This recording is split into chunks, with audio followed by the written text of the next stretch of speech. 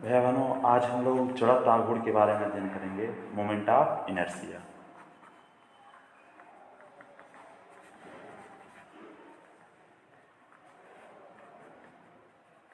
ठीक है, तो ध्यान देंगे मोमेंट ऑफ इनर्शिया क्या होती है। तो किसी पिंड के घूर्णन अक्ष के परितः जड़त्व आघूर्ण उस पिंड के द्रव्यमान तथा उसकी घूर्णन अक्ष से दूरी के वर्ग के गुणनफल के बराबर होता है। जैसे देखिए, मान लेते हैं ये हमारा घूर्णन अक्ष है, इसके परितः कोई पिंड है, घूर्णन गति कर रहा है। ठीक है, तो घूर्णन गति कर रहा है इसके परितः, तो इस पिंड का द्रव्यमान मान लेते हैं m है और घूर्णन अक्ष से इसकी दूरी r है। तो इसका जो जड़त्व आघूर्ण होगा I बराबर वो हो जाएगा mr²। ठीक है, तो कोई पिंड जिसका घूर्णन अक्ष से दूरी कितना है, r है, तो उसका जो जड़त्व आघूर्ण होगा वह उसके द्रव्यमान और घूर्णन अक्ष से दूरी के वर्ग के गुणनफल के बराबर होगा, I=mr²। ठीक है, अब मान लेते हैं कि कोई अकेला पिंड ना हो बल्कि एक निकाय हो कोई, जिसमें ढेर सारे ये पिंडों से और कणों से मिलकर बना हुआ है कोई निकाय।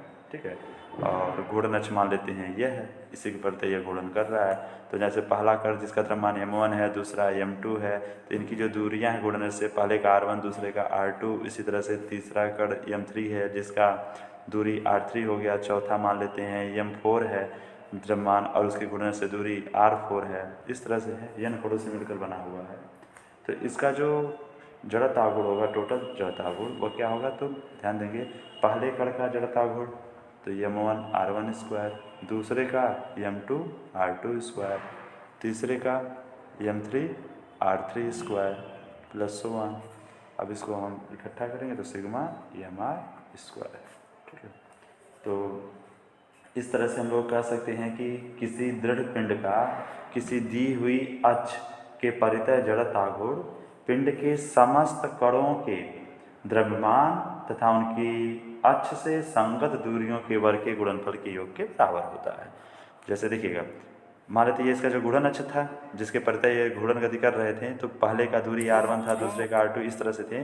तो इसमें क्या है कि इनके कणों के देखिएगा जो इनका जड़त्व आघूर्ण होगा टोटल वो क्या होगा, तो समस्त कणों के द्रव्यमान और उनकी घूर्णन अक्ष से संगत दूरियों के वर्गों के गुणनफल के योग के बराबर होगा। जैसे पहले का द्रव्यमान m1 है, पहले की दूरी घूर्णन से r1 है, तो m1 r1² plus m2 r2²। तो इस तरह से देखेंगे कि इनका प्रत्येक का अलग अलग जड़त्व आघूर्ण ज्ञात करके इनका क्या कर लेंगे, हम लोग समेशन कर लेंगे और इस तरह से हमें टोटल जड़त्व आघूर्ण प्राप्त हो जाएगा। इसका मात्रक क्या होगा, तो देखेंगे I=सिग्मा mr²। तो m का मान क्या है, m का मात्रक क्या है, तो किलोग्राम, और r का मात्रक है मीटर। तो इस तरह से इसका जो मात्रक हो जाएगा, यूनिट जो होगी वो क्या हो जाएगी, किलोग्राम मीटर स्क्वायर। ठीक है, और सीजीएस पद्धति में क्या हो जाएगा, तो ग्राम सेंटीमीटर स्क्वायर। बीमित सूत्र, तो द्रव्यमान का बीमित सूत्र m और दूरी का l, और चूँकि स्क्वायर है तो L2 हो गया। तो इस तरह से हो जाएगा mL2। ठीक है, अब जड़त्व आघूर्ण हमारा ध्यान देंगे, यह अदिश राशि भी नहीं है और सदिश राशि भी नहीं है। ऐसी राशि को हम लोग टेंसर राशि कहते हैं। ठीक है, एक ऐसी राशि है तो टेंसर। ठीक है,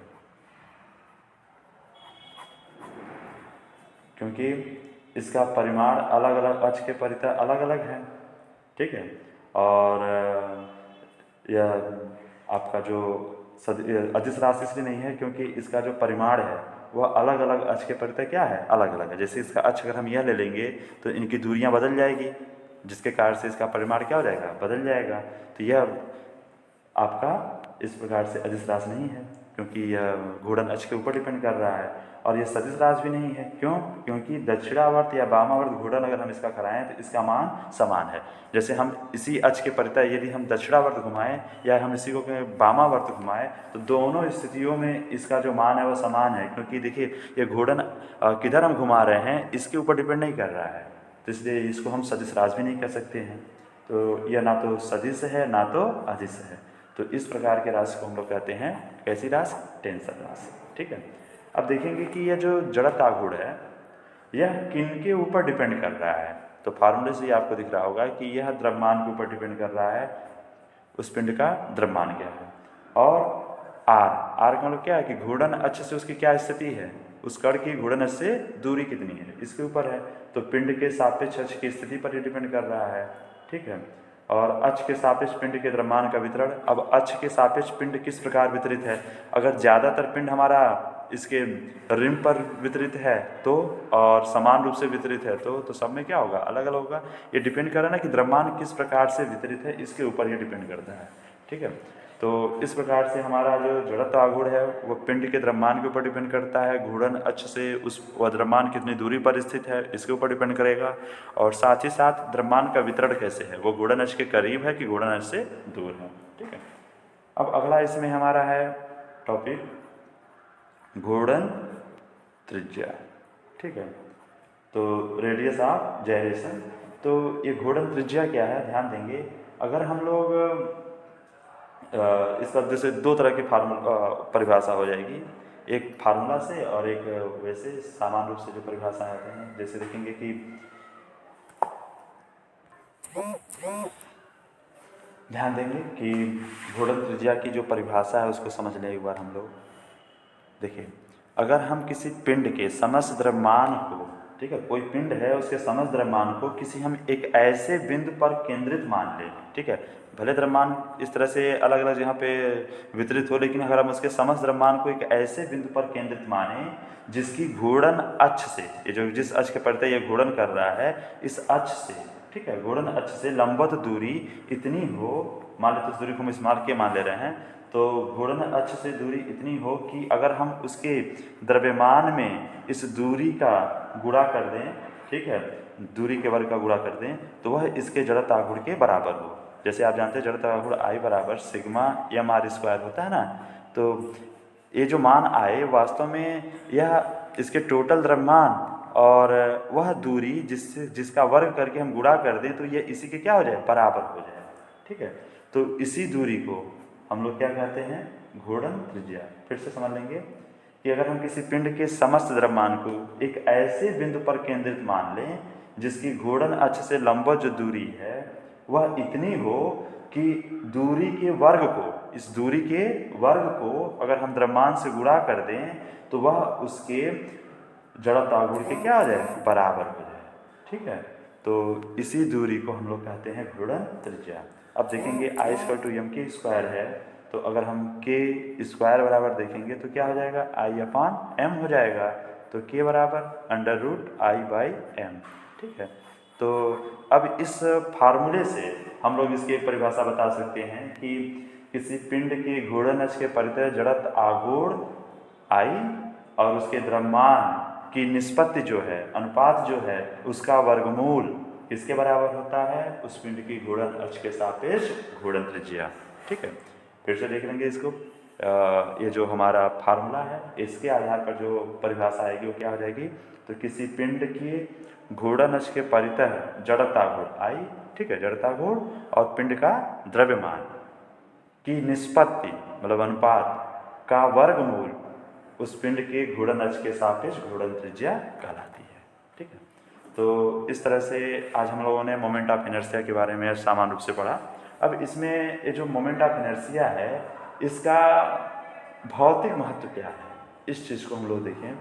तो जैसा हम जानते हैं कि रेखीय गति में, जो रेखीय गति है उसमें जो काम जड़त्व का होता है वही काम घूर्णन गति में जड़त्व आघूर्ण का होता है। आप जानते हैं जिसका जड़त्व जितना अधिक होता है उसकी स्थिति में परिवर्तन करने के लिए हमें उतने ही अधिक बल की आवश्यकता पड़ती है। उसी तरह से जिसका जड़त्व आघूर्ण जितना अधिक होता है उसकी रेखीय गति में अगर घूर्णन गति में हमें परिवर्तन करना है तो हमें उतना ही अधिक बल आघूर्ण को लगाना पड़ेगा, ठीक है। जो काम रेखीय गति में बल का है घूर्णन गति में वही काम किसका होता है, बल आघूर्ण का। जो काम रेखीय गति में जड़त्व का है घूर्णन गति में वही जड़त्व आघूर्ण का, ठीक। अब देखिएगा कि अगर हम मान लेते हैं एक पहिया है, ठीक है, वो समान रूप से उसका द्रव्यमान वितरित है, एक चक्ति जैसा, उसको अगर हम घुमाते हैं और एक ऐसा पिंड हम घुमाते हैं जिसका द्रव्यमान कहाँ पर है, किनारों पर ज़्यादातर स्थित है, तो उसमें देखेंगे तो जो किनारों पर जिसका द्रव्यमान ज़्यादा है उसका जड़त्व आघूर्ण भी अधिक होगा क्योंकि घूर्णन से दूरी उनकी क्या है, अधिक है। तो इसको अगर हम गतिमान करना चाहें तो हमें अधिक बल आघूर्ण लगाना पड़ेगा और इसे गतिमान करने के लिए कम। उसी हिसाब से अगर हम इसको रोकना चाहें तो हमें अधिक बल लगाना पड़ेगा। अब हम आते हैं जड़त्व आघूर्ण के व्यवहारिक उपयोग पर। तो ध्यान देंगे, जड़त्व आघूर्ण का सबसे अच्छा जो उपयोग है वह है डीजल इंजन में किया जाता है। तो इंजन का जो शाफ्ट पर लगने वाला जो बल आघूर्ण होता है वह घटता बढ़ता रहता है, जिससे उसका घूर्णन एक समान नहीं हो पाता है। तो उसके घूर्णन को एक समान करने के लिए उसकी शाफ्ट पर एक बड़ा भारी पहिया लगा देते हैं, ठीक है, जिसको हम लोग गतिपालक चक्र कहते हैं, ठीक है। और जिसके कारण से अब उसकी जो गतिचालक चक्र भी जब शाफ्ट के साथ घूमता है तो जो बलागुण घटता बढ़ता है उसके कारण गतिचालक चक्र पर कोई प्रभाव नहीं पड़ता है, लगभग एक समान चाल से वो घूमता रहता है। इस तरह से एक चीज़ और हम देखे होंगे कि छोटे बच्चों को जो खिलौने वगैरह होते हैं, आप देखते हैं कुछ खिलौने ऐसे होते हैं कि जिनको हम ऐसे उसको ज़मीन पर घुमा कर रगड़ कर जब छोड़ देते हैं तो आगे वो बढ़ जाता है।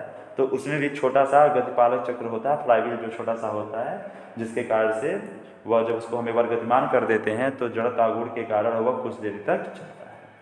हम देखेंगे कि जैसे हमारे यहाँ जो साइकिल है, तो साइकिल का जो पहिया होता है आप देखते होंगे कि उसमें मैक्सिमम द्रव्यमान स्पोक की सहायता से कहाँ पर स्थिर होता है, किनारों पर, ठीक है। जब घूर्णन अक्ष से इसकी दूरी क्या हो जाती है, द्रव्यमान का हम लोग बढ़ा देते हैं, घूर्णन अक्ष से दूरी बढ़ा देने के कारण उसका जड़त्व आघूर्ण अधिक हो जाता है, जिसके कारण से जब एक बार वो गतिमान होता है तो लंबे समय तक वो गति में बना रहता है, ठीक है। अगर हम लोग इसको पहियों पर द्रव्यमान को किनारों पर रिम पर अगर हम इकट्ठा ना करके उनको अगर एक समान रूप से वितरित कर दें, एक जैसे लोहे का कोई चक्ति काट के चादर काट कर अगर हम वृत्ताकार ऐसे बना दें, तो जैसे ही हम अपने वेग को कम करेंगे तुरंत हमारा साइकिल का वेग तुरंत घट जाएगा और हमारा साइकिल बैलेंस नहीं हो पाएगा, संतुलन बिगड़ जाएगा और हम लोग गिर पड़ेंगे, ठीक है। तो इस कारण से आप देखे होंगे कि जो भी पहिए होते हैं किसी वाहन के, उन सभी पहियों पर आप देखेंगे कि जो मैक्सिमम द्रव्यमान कहाँ पर होता है, किनारों पर होता है, जिससे उसका जड़त्व आघूर्ण अधिक से अधिक हो। अब हम लोग आते हैं बल आघूर्ण, कोणीय त्वरण और जड़त्व आघूर्ण, इनके बीच में संबंध। जैसे आपसे पूछा जाए बल आघूर्ण और कोणीय त्वरण में संबंध ज्ञात करिए तो, या बल आघूर्ण और जड़त्व आघूर्ण के बीच संबंध ज्ञात करिए तो, ठीक है। तो इनके बीच कोई भी संबंध अगर आपसे पूछेगा तो एक ही काम आप करेंगे, यहाँ पर जो आप बताने जा रहे हैं। जैसा हम जानते हैं कि बल या बराबर आप पढ़े होंगे कि m इंटू ए होता है, ठीक है। और ए बराबर आप जानते हैं कि अगर हम लोग इसको कोणीय त्वरण के रूप में अगर प्रदर्शित करें तो यह होता है आर अल्फा। तो इस तरह से यह बराबर यम आर अल्फा, यह किसी कण पर लगने वाला बल हो गया। और आप जानते हैं कि जो बलाघूर्ण होता है वह बल गुणे घूर्णन से लंबवत दूरी होता है, ठीक है।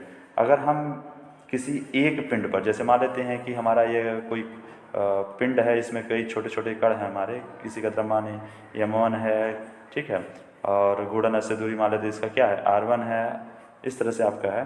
तो देखिएगा तो किसी एक कण का जो बल आघूर्ण होगा वह क्या हो जाएगा, तो यम का मान, अगर यफ का मान हम रखते हैं तो यह बराबर क्या है, यम आर अल्फा, तो m1 r1, ठीक है, और अल्फा इंटू आर, तो ये हो जाएगा m1 r1 स्क्वायर अल्फा। देखिए सभी घूर्णन गति करने पर जितने भी कण होंगे सभी का जो कोणीय त्वरण होगा वह क्या होगा, समान होगा, ठीक है। क्योंकि सभी के द्वारा कोणीय त्वरण आपने पढ़ा होगा कि delta omega upon delta T, तो कोणीय वेग सभी का क्या होगा, समान समय में समान कोणीय विस्थापन सब तय कर रहे होंगे, इस कारण से सबका कोणीय वेग क्या होगा, समान होगा। कोणीय वेग समान है तो कोणीय त्वरण भी क्या होगा, सबका समान होगा, ठीक है। तो अब देखिए, अब ये जो हमारा छोटे छोटे कणों से मिलकर जो पिंड बना हुआ था, उस पिंड का जो टोटल बल आघूर्ण होगा वह क्या होगा, तो पहले पिंड का बल आघूर्ण, ठीक है, m1 r1 square alpha plus दूसरे कण का m2 r2 square alpha plus m3 r3 square alpha plus so one. अब इसमें आप देखेंगे कि अल्फ़ा कामन हम ले सकते हैं, तो अल्फ़ा कामन ले लेंगे तो क्या बचेगा, m1 r1 square plus m2 r2 square plus so one into alpha. अब यह m1 r1 square plus m2 r2 square plus m3 r3 square ये किसके बराबर होता है, तो सिग्मा, इसको हम m r स्क्वायर लिख सकते हैं इंटू अल्फ़ा, और यह क्या है आपका जड़त्व आघूर्ण। तो इस तरह से tau equal to I alpha, ठीक है। तो यह हमारा संबंध मिल गया टाउ आई और अल्फ़ा के बीच में। अगर हम लोग यहाँ पर ध्यान देंगे यदि हम क्या मान लें कि यदि अल्फ़ा बराबर 1 तो टाउ बराबर क्या मिल जाएगा आपका आई। इससे आपका एक परिभाषा बन जाएगा कि किसी पिंड का घूर्णन अक्ष के परितः जड़त्व आघूर्ण पिंड में उस अक्ष के परितः एकांक कोणीय त्वरण उत्पन्न करने के लिए आवश्यक बल आघूर्ण के बराबर होता है। तो टाउ आई के बराबर कब हुआ है, जब अल्फा का मान क्या है, एकांक है।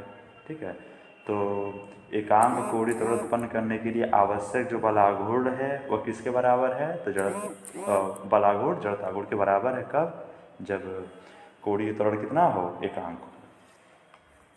तो आप लोग को अगर पूछा जाएगा टाउ आई और अल्फा के बीच संबंध, तो आप इस तरह से इसे प्राप्त कर सकते हैं। अब ध्यान देंगे कि कुछ नियमित आकृतियों के वस्तुओं के लिए जड़त्व आघूर्णों का जो सूत्र है, तो आपकी पुस्तक में कुछ दिया होगा, जैसे पतली छड़ के लिए, आयताकार पटल के लिए, डिस्क के लिए। ठीक है, फिर उसी में खोखला बेलन होगा, फिर ठोस बेलन होगा, तो अक्ष के परितः क्या होगा, उसमें 2 अक्ष होंगे आपके। ठीक है, इसी तरह से ठोस गोला है, खोखला गोला है, आंशिक खोखला गोला है। इस तरह से इसमें आपकी किताब में कुछ दिए हुए होंगे, तो उनका आप क्या करिएगा, याद कर लीजिएगा कि उनका जड़त्व आघूर्ण कितना होगा। ठीक है।